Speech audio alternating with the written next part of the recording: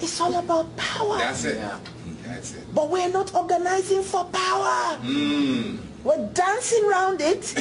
We pray about it. We sing about it. Some of us even read about it. The rest of us speak about it. Whoa, nobody's organizing for power. This is our challenge. That's right. That's beloved Africans. This is our challenge. That's right. To begin to organize for power wherever we are. And a lot of times, you know, some of us are very uncomfortable about some things. Like, you know, me talking of Obama. They just gave imperialism a blackface. That's all they did. They changed the color of imperialism. You know, if you're a painter, you're an artist, you can sketch. You can sketch in red, blue, green, purple, whatever color. So they just sketched it in black. And we bought the dummy. And we're so happy. Yeah.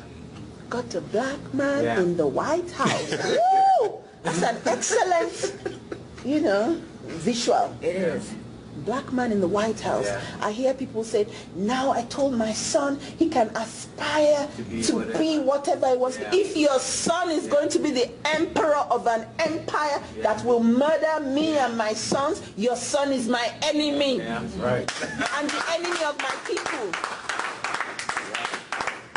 If we're not bringing up our sons to be great Africans, to be people who will raise our race, raise us up as a people, elevate us, take us to the next level,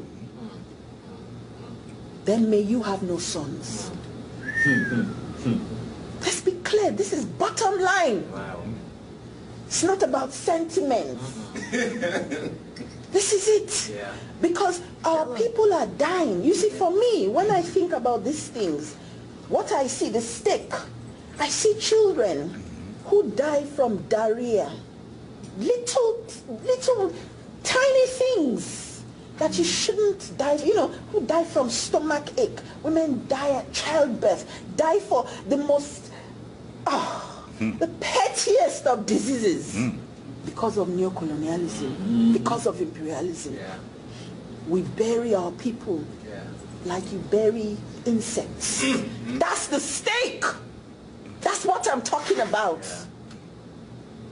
And you know, Africans on both sides of the Atlantic, or let me even say on all sides of the Atlantic, we're going to have to realize this.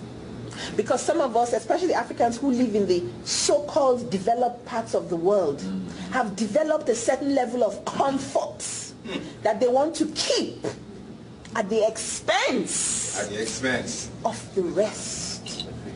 Oh yes. Of the race. Oh yes. And they do this by being on the side of imperialism. This is a painful discussion. Needs to be had. It's about class now. So let's stop talking about it. Let's do it. And start doing it.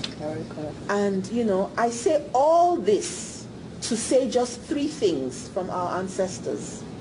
Kwame Nkrumah says, organization determines everything. That's it.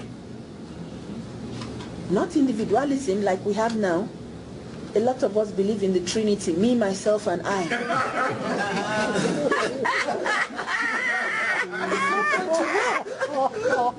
That Trinity does not work. Me, myself, and I, all three of you. It doesn't work. We've got to be part of organizations. We've got to be organized. The other ancestor I want to close with, I said there are three, Nkrumah was the first, was Mbuya Nehanda from Zimbabwe. She was the chief priestess who used to mobilize the people for the Chimurenga. The Chimurenga was their war of liberation. Those were in the days when we used culture and spirituality as a weapon for liberation. Not as a crutch, not as Panadol for headache, but as a weapon for liberation. Yes. She would mobilize our people to fight. And that's how they won their first war of liberation. Mbuya Nehanda. You know what the British did to her?